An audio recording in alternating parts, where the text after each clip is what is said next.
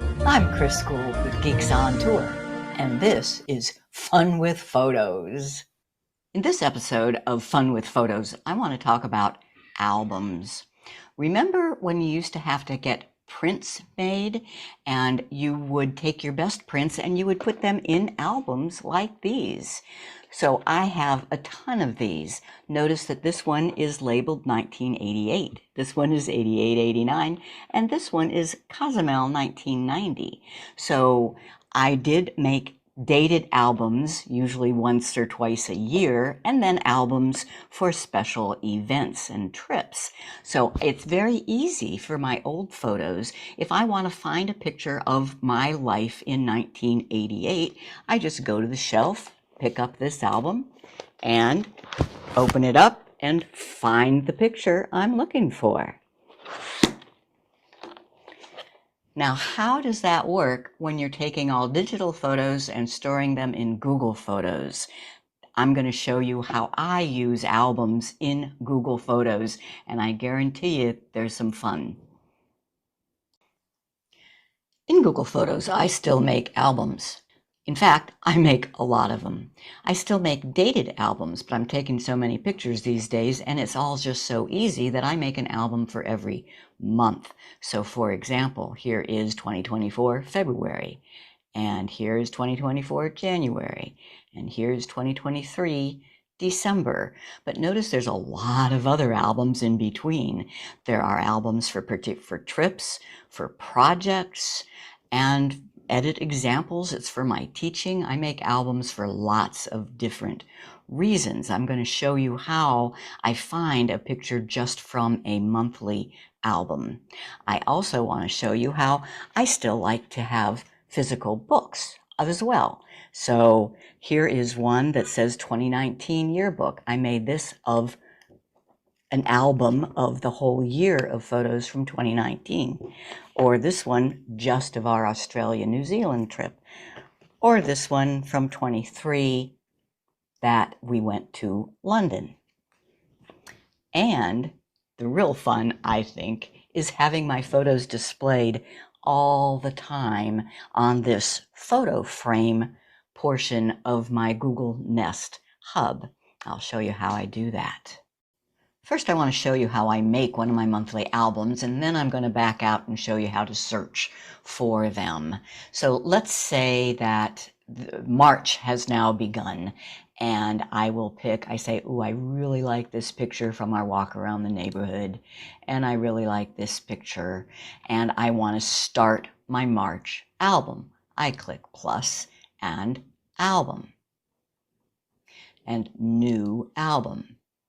Now, there's a reason you have to come up with a system for your naming. I do it by typing the year, 2024, and then a dash and the number of the month, and then, oops, I'm talking about March, aren't I? And then I type out the month. Now, there's a reason I do this. You'll see that when I get to search. And that's it. I'm done. I click the check mark, and my March album has begun. Now, when I want to add more pictures to my March album, I just open it or select it. You select it and click the plus, or you open it and click the three dots and add to album and 2024-03 March. Okay. Now, when I look at my albums, I'll see March, and there are those three photos. Now, it's actually not March yet, so I'm going to delete this album and show you that it does not delete the pictures. So there's lobster on the grill, me and Jim, and palm trees. I click the three dots and delete album and delete. So the 2024-03 March album is now gone, but if I go to the photos, those photos are still there. The album is just a container of links to the actual photos which are in your library. And conversely, if I had deleted a picture out of the library, it would have been gone from the album. Now a little bit about searching. So we went scuba diving in the Cayman Islands in 2018, and I know I made an album out of that, so I want to search for it. Now, there's a big difference between typing Cayman Islands and just pressing enter. If I type Cayman Islands and press enter, or even just Cayman,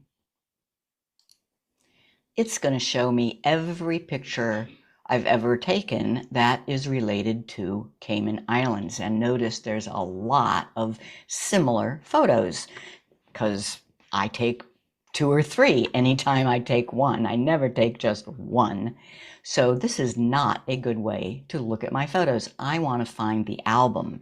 Here's how you do it. You just type Cayman and then stop. Notice that there are suggested responses here. 2018 Cayman diving, and this little icon stands for an album. That's what I want. So this does not have all those similar photos. It just has my best. It even has some text in it to tell the story of our trip. So now, how do I find one of those monthly albums? Let's say I want to know what we were doing in, right after that trip. So August of 2018. I know that I made an album, and remember my system is 2018, and this is showing me calendar entries. If I click on August 2018 right here, I am going to get every photo taken in that calendar month. That's not what I want. I want my album. So all I have to do, because of my system, is type a dash. Now I'm getting all of the albums. Notice the different icon. And I can click on 2018-08 August, and now I am seeing the monthly album. Oh, and I even included maps in this one. Oh, that was a pretty cool month. Garden of the Gods, Colorado. Now, I developed this system many years ago. If you wanted to start it now, it would be a lot of work to go back through all the years, but maybe you could just make one for each year. If you use favorites, let me show you how you can do that. You can just search for, let's say your photos go back to 2018, and if you search for favorites, this section at the top where it says most relevant is something new. I'm not going to go there. I am just looking for the favorites from 2018. So instead of the thousands of pictures from the year, it just has maybe a couple hundred. You could select the last one, scroll back up to the top, and shift click. I have now selected 104, and I can add that to an album for the year. Then you could start today with your monthly albums if you so desired, or quarterly or yearly. Then what? Let's say reviewing my album from the Cayman dive trip was so great that I decide I want to print a book from it. So let's find that album again. 2018 Cayman diving. And you just click this little shopping button. Order photos, photo book. There you go. You click next, you give it a credit card number, and you now have a book with every photo from that album. Now, if you want to customize it a bit, there's plenty of things that you can do in this book, but you don't have to. You just click next and choose whether you want the soft cover or the hard cover. Give it a credit card number and an address, and you get your book. And lastly, how did I set up the photo frame to show my albums? If you've never done this before and you have a Nest Hub, it will be showing pictures from a stock photo library, not your pictures. You first have to make sure that your hub is set up in the Google Home app. That's a whole other topic. But if it is set up, then there's a way to select albums for the photo frame feature. This needs to be done on a phone. Let me show you how. So in Google Photos, it's under Library and Utilities. and down at the bottom, manage photo frames. So when you get to photo frames, if it's set up in the Google Home app, you should see this one is called my office display. We have lots of them around the house.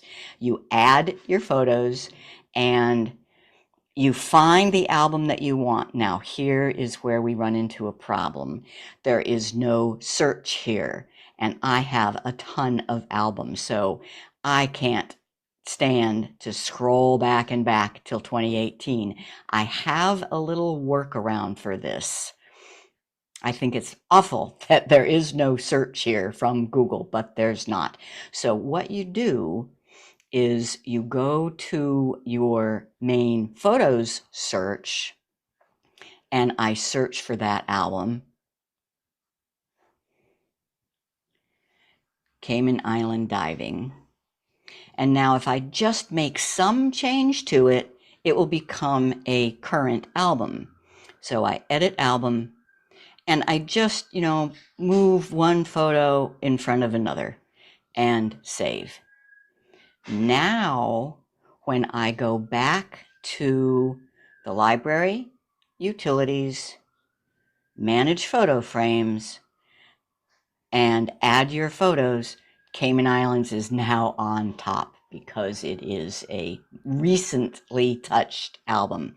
I turn that on and done. And in a minute, we will see the Cayman Island pictures. Now we're seeing the Cayman Islands scuba diving pictures on my photo frame on my Google Nest Hub. Isn't that fun? I'm Chris Guld with Geeks on Tour, and this was Fun with Photos. On June 4th of this year, the Google Pay app in the United States will be killed.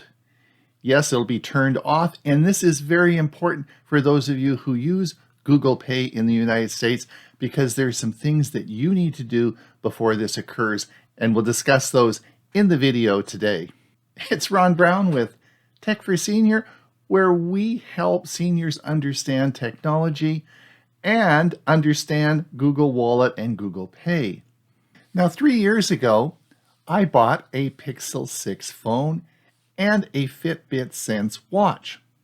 Oh boy, I thought this was great, and I was going to use Google Wallet, Google Pay, Android Pay. I wanted to do that tap and pay thing everybody does with their watch and the phone.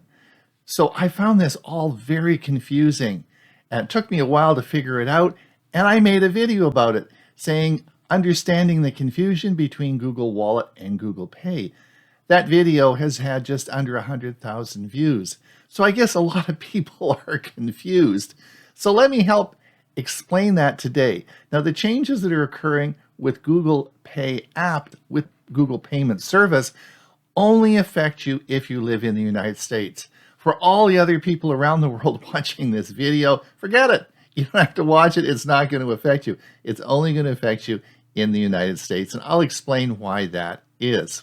Now, Google Wallet is primarily a storage of your credit card numbers and information that you can use to tap and pay to a vendor. It's very secure, and I would encourage you to use it. I'm not going to go into details on that. You can watch the other video I made.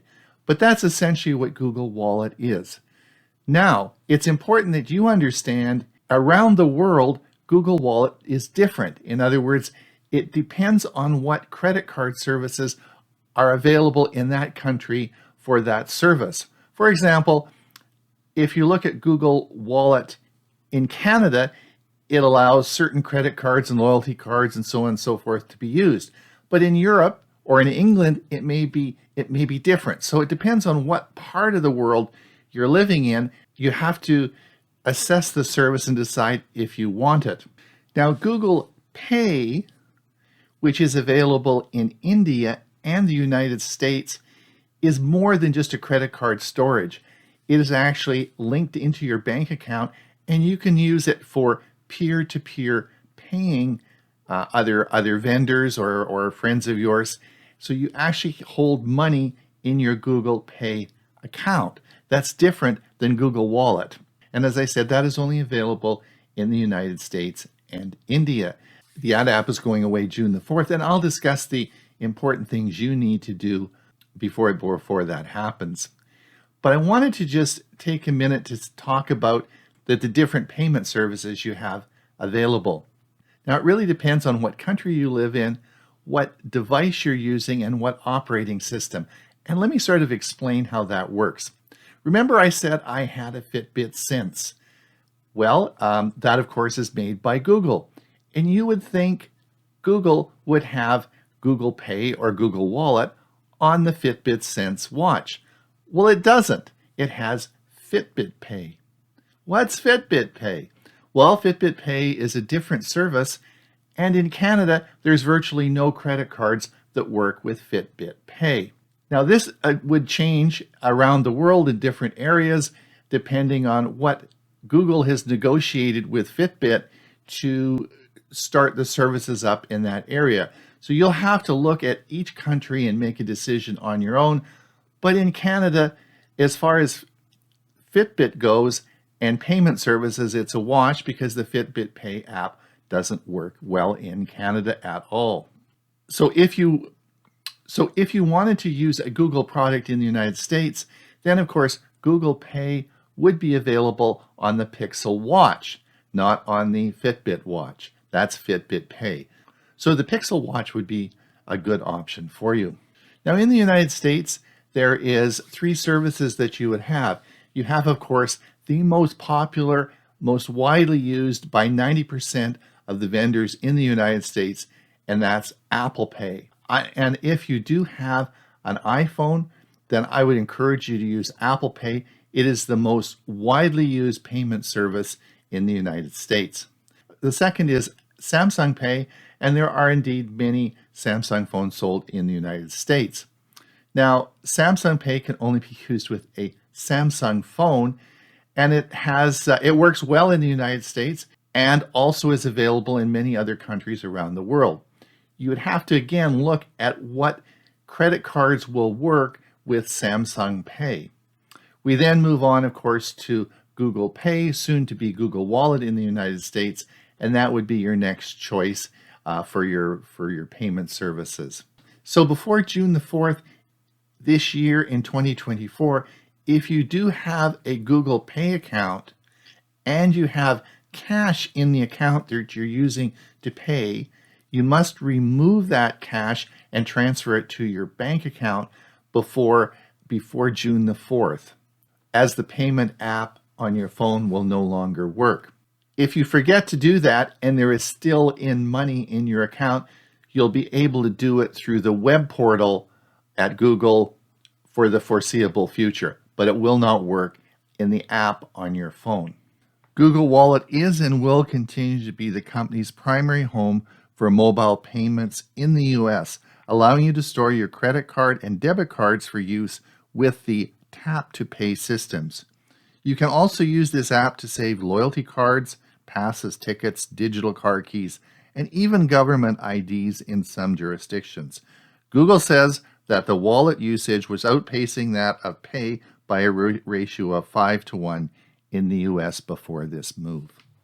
So just to summarize, if you are in the United States and you are using Google Pay to tap and pay, store your credit cards, then nothing is going to change. You will be upgraded to Google Wallet. If you are, in addition to that, using it like Venmo, you're using it as a cash account to have money holding in Google Pay, then you should remove that money before June the 4th because the app will not work after that date. You still will be able to get that money back as the web portal will be working for some time in the future. This does not affect Fitbit Pay, another Google product. It's Ron Brown with Tech for Senior. We'd sure appreciate that like and subscribe. I hope you've enjoyed this video, and until we see you again, have a great day. Exploring artificial intelligence tools for senior empowerment. I'm Hewie Poplock. Are you hearing that? Yep, Yep, it's fine. I'm going to give you an introduction to the exciting world of artificial intelligence, or AI. What exactly is AI?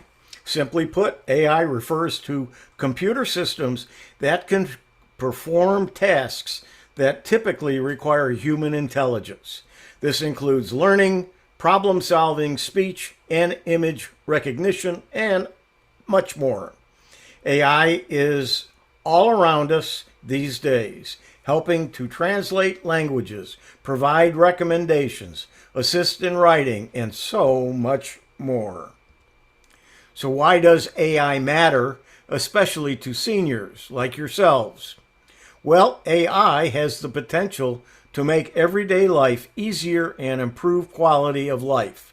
There are AI systems focused specifically on helping seniors by answering questions, providing reminders for medications or appointments, and assisting with household tasks. AI is also being developed to help detect and monitor age-related diseases. As AI progresses, it will empower seniors to live more independently and assist you in countless ways. What are AI tools? AI, or artificial intelligence tools, are software programs that use different types of algorithms, machine learning, and natural language processing to automate tasks or perform functions that typically require human intelligence.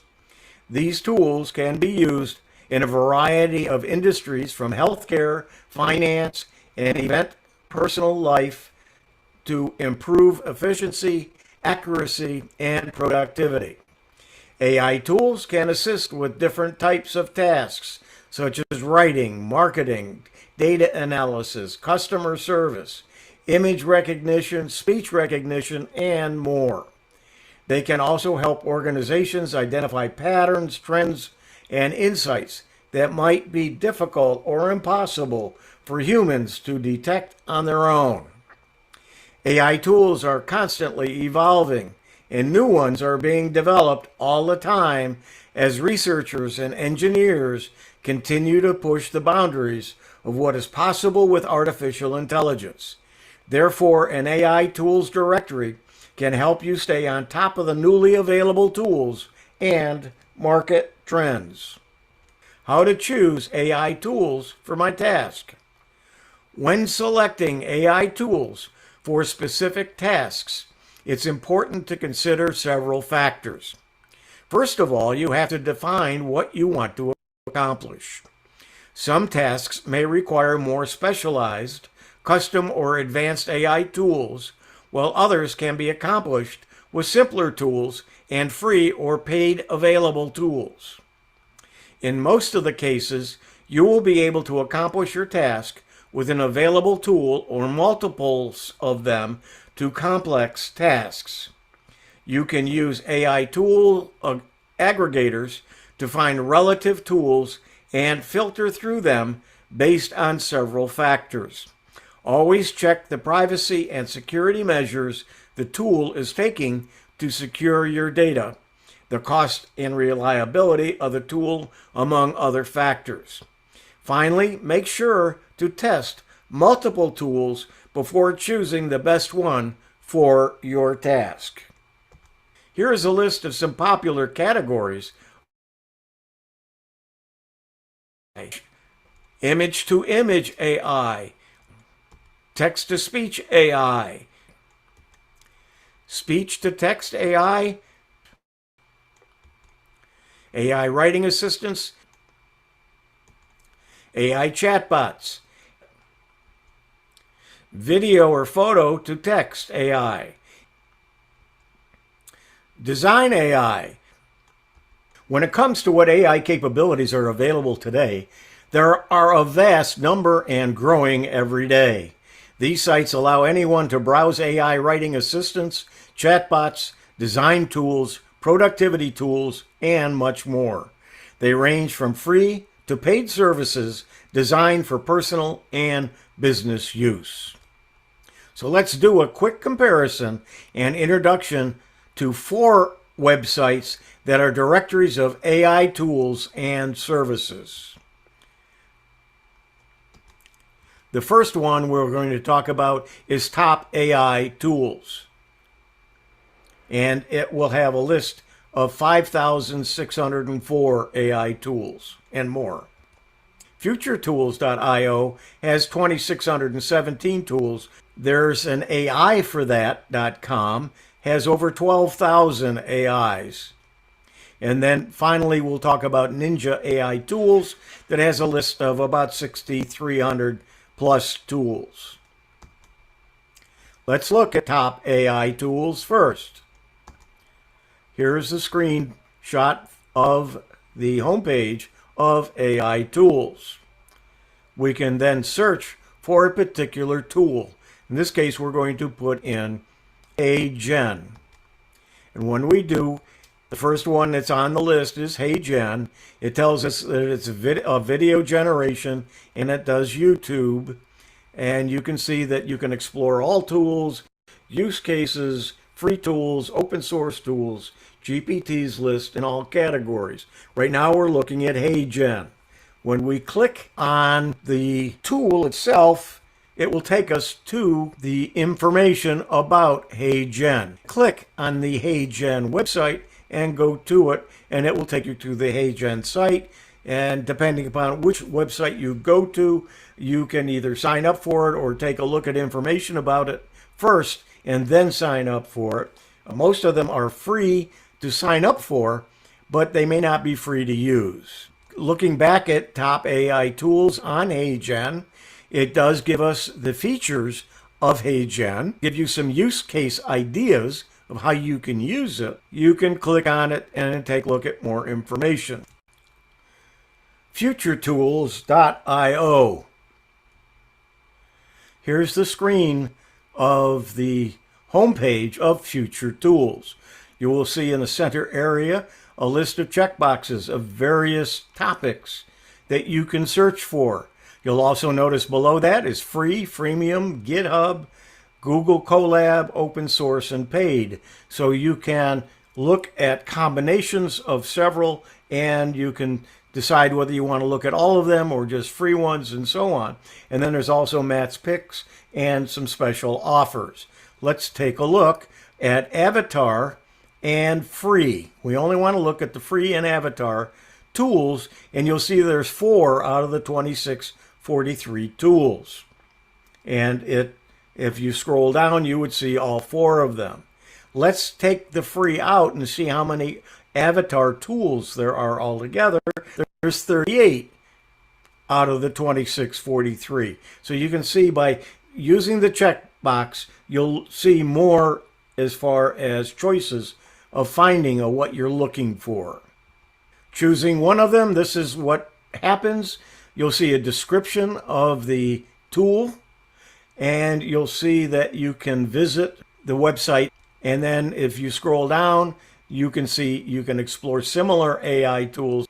And then when you click on the link to the website, here is Avatar and what it looks like. We're not choosing that one. It's just an example, but you can go to it. You can see that it does give you the pricing at the top, so you can see what it's going to cost you. And they do have a free or basic choice.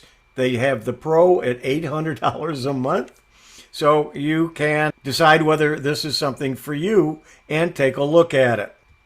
You can also see at Future Tools what's been added in the last 24 hours. The Future Tools also lists all of the items that is featured in his newsletter. The owner of this website is Matt Wolf. I follow him on YouTube because his videos are excellent, and I do recommend that you subscribe to his channel on YouTube and view many of his videos.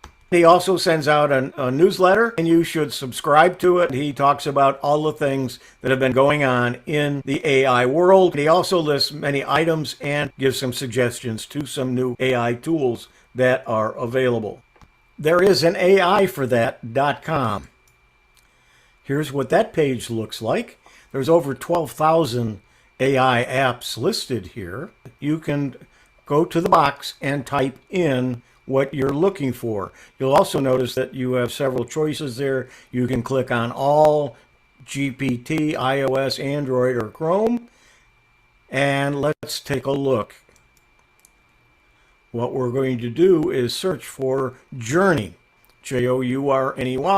We'll see several different ones listed, and we're looking at Midjourney. There's an AI for that newsletter, and you want to sign up for that. It's excellent. They do have a lot of good articles. Let's take a look at ℎ𝕝𝕝, and there's an AI for that because we've already looked at it.